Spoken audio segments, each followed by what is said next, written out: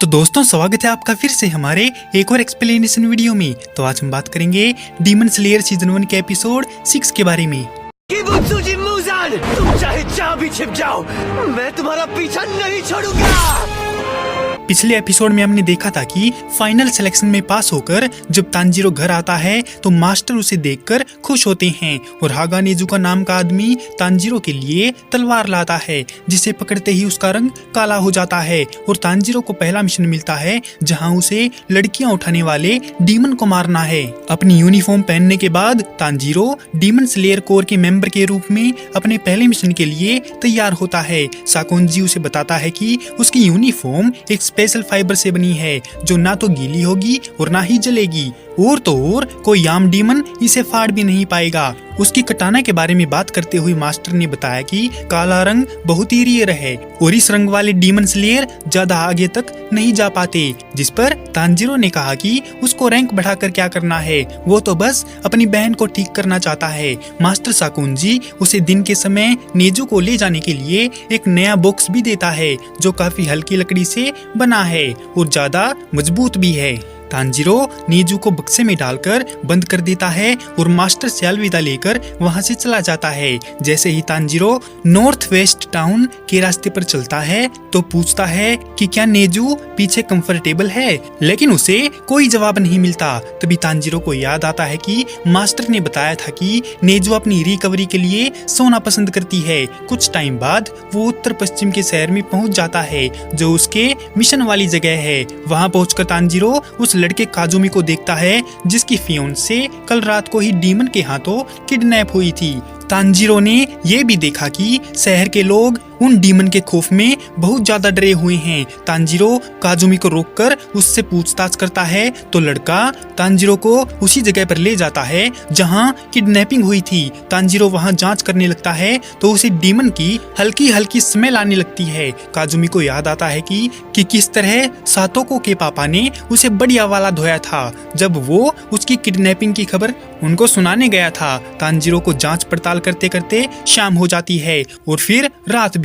काजुमी suggestion देता है कि रात बहुत हो गई है, उन्हें कल ढूंढना चाहिए, लेकिन तांजीरो ये बोलकर मना कर देता है कि उसे जांच कंटिन्यू रखनी होगी क्योंकि डीमन रात को ही निकलता है। तांजीरो को एक नई स्मेल आती है तो लड़के को शक होता है कि कहीं तांजीरो डीमन स्लेयर तो नहीं है। शहर के दूसरे हिस्से में एक लड़की को उसकी माँ ने रात को घर के अंदर रहने के लिए कहा है, लेकिन जब लड़की बिस्तर पर सोने के लिए जाती है तो एक साया उसके पीछे आता है। बिस्तर पर लेटते टाइम लड़की गायब हुई लड़कियों के बारे में सोचती है कि तभी उसके नीचे एक पोर्टल खुलता है और उसमें से डीमन के हाथ निकलते हैं और लड़की का मुंह दबाकर उसको अंदर खींच लेते हैं। अचानक तांजीरो उठकर भागने लगता है जिससे काजुमी हैरान हो जाता है। तांजीरो ने बताया कि स्मेल अब तेज हो गई है और डीमन उनके आसपास है। वो छत की टाइलों के ऊपर भागने के लिए हवा में छलांग लगाता है। काजुमी उसकी ऊंची छलांग से दंग रह जाता है और उसे एहसास होता है कि तांजीरो सच में एक डीमन स्लेयर कोर्प्स का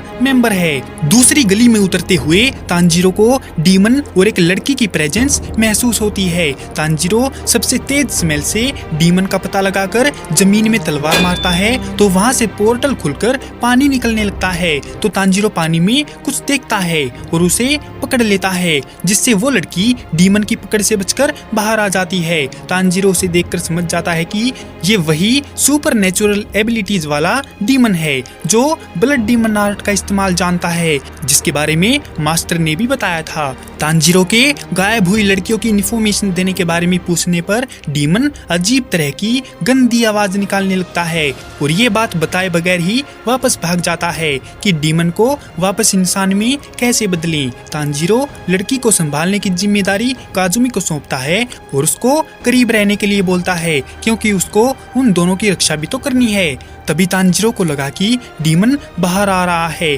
और वो वाटर ब्रीदिंग के 6th फॉर्म के साथ पहला अटैक करने की कोशिश करता है, लेकिन अपने सामने 3 डीमन को देखकर वो हैरान रह जाता है। तभी तांजीरो हवा में ही फॉर्म चेंज करके 8th फॉर्म का इस्तेमाल करता है और वाटरफॉल बेसिन से अटैक करता है।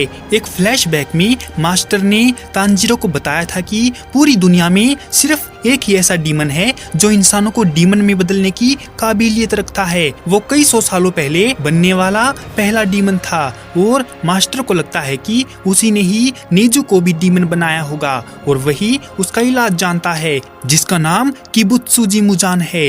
वाटरफॉल बेसिन से तांजीरो उनके कमजोर हिस्सों पर अटैक नहीं कर पाया क्योंकि उसने बीच में ही फॉर्म बदल दिया था। तांजीरो हैरान है कि ये एक साथ कैसे घूम रहे हैं, क्योंकि डीमन कभी ग्रुप में नहीं घूमते। तो हो सकता है एक डीमन ने अपने ही क्लोन बनाए हैं। तांजीरो ने डिसाइड किया कि वो इन दोनों की रक्षा करेगा और उन बेवकूफों से किबुत्सुजी मुजान के बारे में जरूर पूछेगा। उनकी तरफ आते एक डीमन के हाथ को तांजीरो WB के सेकंड फॉर्म वाटर व्हील के इस्तेमाल से काटने की कोशिश करता है, लेकिन डीमन बच जाता है। डीमन तांजीरो को उसके रास्ते से हटाने के लिए बोलता है क्योंकि अगर ज्यादा देर हुई तो लड़की बासी हो जाएगी और उसके खाने लायक नहीं रहेगी। लड़की अभी 16 साल की है, इसीलिए वो खाने में स्वादिष्ट है। तभी पीछे से एक और डीमन निकल कर आता है और कहता है अगर वो इस लड़की को नहीं भी खाएंगे तो घंटा फर्क नहीं पड़ेगा, क्योंकि वो पहले से ही काफी लड़कियां खा चुके हैं और पेट भर चुका है। फिर पहले वाला डीमन बोला कि उसे वो लड़की खानी है क्योंकि वो अभी भी भूखा है। काजुमी अपनी फियोन्से के बारे में पूछता है तो वो सभी डीमन उनको घेर लेते हैं और उनमें से एक सभी खाई हुई लड़कियों की निशानियां दिखाता है, जिसमें लड़का सातोको वाले रिबन को पहचान लेता है। सभी डीमन गायब हो जाते हैं और तांजीरो पर अटैक करने के लिए एक साइड से निकलता है तो तांजीरो उसका हाथ काटने की कोशिश करता है और दीवार से आते हुए अटैक से बचते हुए पीछे हट जाता है। लेकिन पीछे से एक और डीमन तांजीरो की आंख फोड़ने ही वाला था कि नेजू उसको एक लात मारकर उसके होश ठिकाने लगाती है। सभी डीमन समझ नहीं पाते कि एक डीमन स्लेयर के साथ एक डीमन क्या कर रही है। लात खाया और 2 सींग वाला क्लोन पीछे हट जाते हैं। नेजू को काजुमी और लड़की की ओर मुड़ती है और धीरे से उनके सिर को छूती है।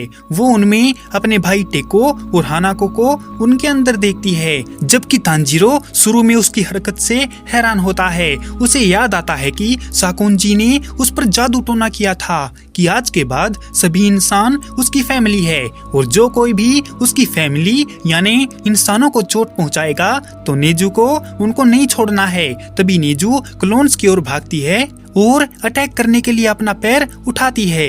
इसी के साथ ये एपिसोड यहीं पर खत्म हो जाता है। तो दोस्तों कैसी लगी आपको डीमन स्लेयर सीजन 1 के एपिसोड 6 की ये एक्सप्लेनेशन वीडियो? अगर आपको ये वीडियो पसंद आई हो तो इस वीडियो को लाइक और हमारे चैनल को सब्सक्राइब जरूर करें। आपका हमारी वीडियो देखने के लिए बहुत बहुत धन्यवाद और शुक्रिया।